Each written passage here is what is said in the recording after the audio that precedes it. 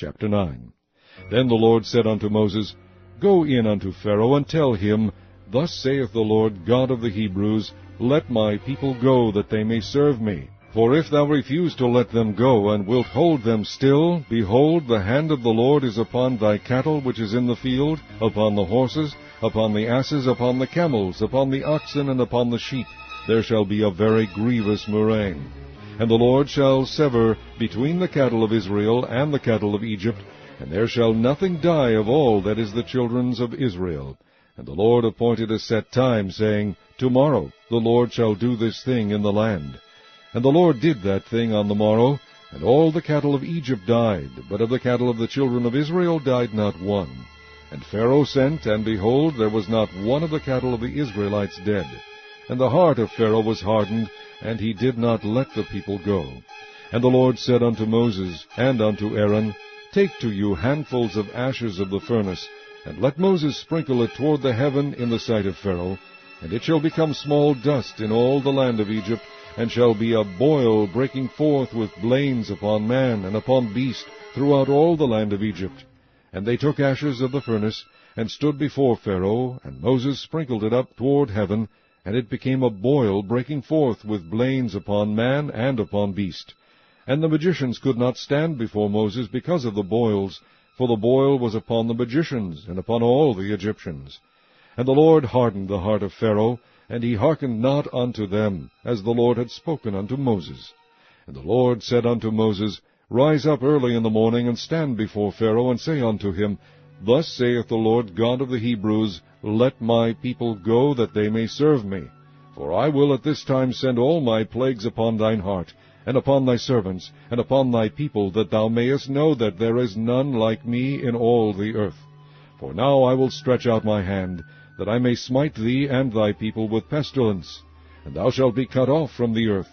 And in very deed for this cause have I raised thee up, for to shew in thee my power, and that my name may be declared throughout all the earth. As yet exaltest thou thyself against my people, that thou wilt not let them go. Behold, tomorrow about this time I will cause it to rain a very grievous hail, such as hath not been in Egypt since the foundation thereof even until now. Send therefore now, and gather thy cattle, and all that thou hast in the field, for upon every man and beast which shall be found in the field, and shall not be brought home, the hail shall come down upon them, and they shall die.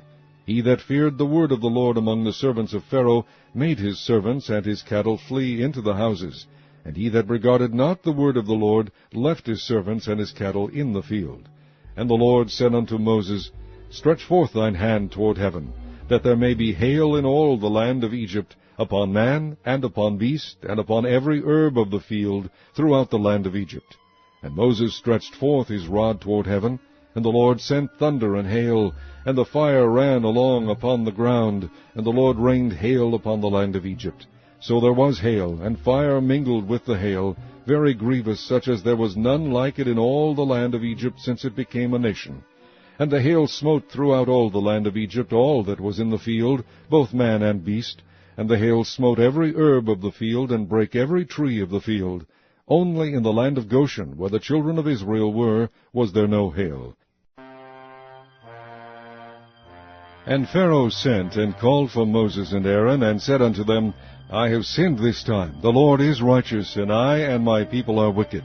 Entreat the Lord, for it is enough, that there be no more mighty thunderings and hail, and I will let you go, and ye shall stay no longer. And Moses said unto him, As soon as I am gone out of the city, I will spread abroad my hands unto the Lord, and the thunder shall cease, neither shall there be any more hail, that thou mayest know how that the earth is the Lord's. But as for thee and thy servants, I know that ye will not yet fear the Lord God.